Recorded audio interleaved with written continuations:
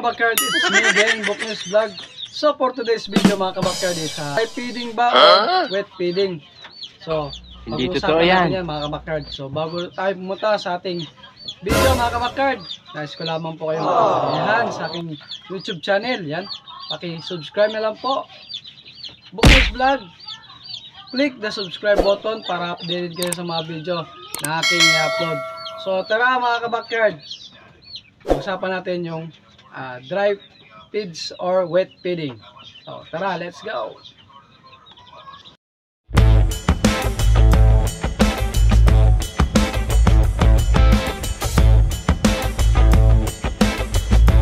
So ayun mga kabakyard, ano nga ba ang pinakamainam gawin sa pagpapakain ng ating mga alagang sisiw or ating mga cockerels? So ano nga ba ang pinakamainam gawin? Kilala kong kaliskis mo, oy. Pagpapakain or pagpapatuka sa ating mga alagang sisiw or mga baby stag sa ating mga cockerels. Yan, sa ating mga 1 month old to 3 months old. So ano nga ba ang mainam na gawin natin sa pagpapakain? So ang akin lang po mga kabakyard is mas mainam po yung wet feeding. Dahil sa wet feeding po tayo, madali lang po silang matutunawan.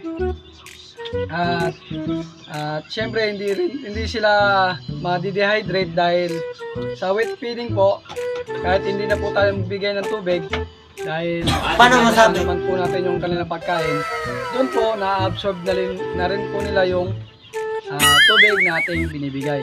So hindi naman po rin ako nagsasabi na hindi natin papainumin ng tubig. So syempre kailangan din natin sila painumin ng tubig pagdating ng 4 to 5 hours. Yan. Bago tayo magpatuka, kailangan natin pagano muna ng mga ilang oras, 4 to 5 hours bago tayong bibigay ng tubig. So halimbawa nagpatuka tayo ng alas 6 ng umaga, so bibilang tayo ng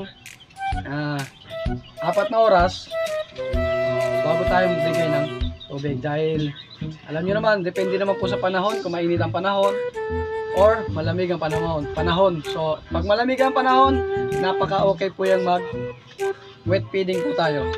Dahil sa dry feeding, kung mag dry feeding po tayo, may posibilidad din po silang mabulunan.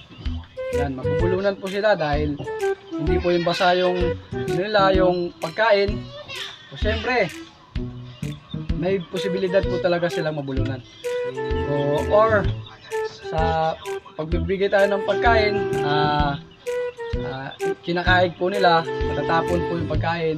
So kaig po nila, yun, may posibilidad din po natatapon.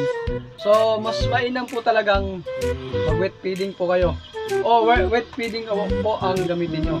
So depende na rin po yan sa inyo kung gagayahin nyo po yung aking pamamaraan dito. Dahil wet feeding po talaga ang ginagawa ko dito sa aking mga sisiw 1 month to 3 months old.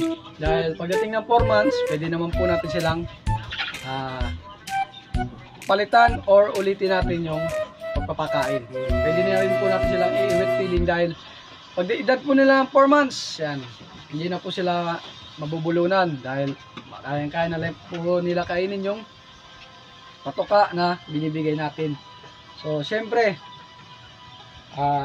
kailangan din po natin ng vitamins or yung hinalo natin sa tubig. So syempre ang marirekomenda ko lang po sa inyo na panghalo sa tubig yung Trogency po. Yan po.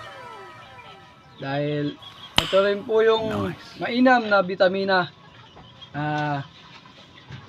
mabibigay natin sa ating mga alagang sisiw. Dahil sa Trogency po is meron pong multivitamins, mineral, amino acid, electrolytes at probiotics. Dahil sa probiotics po, yan ang Trogency, napaka okay po. Pangtunaw din po ng pagkain ng ating mga alagang sisiw. So ayan mga kabakyard. So sana po nagustuhan niyo po yung binigay ko na konting tips lang po. Dahil subok na po talaga yung wet feeding sa aking backyard. Yan, tingnan nyo naman po yung aking mga alagang sisiw or alagang mga stag. Madali lang po sila natutunawan dahil sa wet feeding. So depende na po yan sa inyo mga kabakyard kung gagayahin nyo po yung aking pamamaraan. So inuulit ko po, ayan, mas mainam po mag wet feeding dahil nagdidepende po sa panahon, or ulan man or mainit ang panahon, pwede kayo mag wet feeding. So sana po ay ano dito, dahil yun po talagang pamamaraan ko dito sa aking backyard. Depende na po yan sa inyo mga kabakyard. So hanggang dito na lang po mga kabakyard. So syempre update ko lang po rin kayo sa ating parapol, yung mga sumali, yung mga sumali po. Yan, ipapakita ko po sa inyo yung mga lista, yung mga pangalan nyo, ilan na ba ang nakasali sa ating parapol. So sa mga gusto ring bumabol, yan, hanggang May 14 lang po ang ating entry. Hanggang May 14 lang po, dahil sa May 15 po May 14 po ng basta May 15 po raffle natin.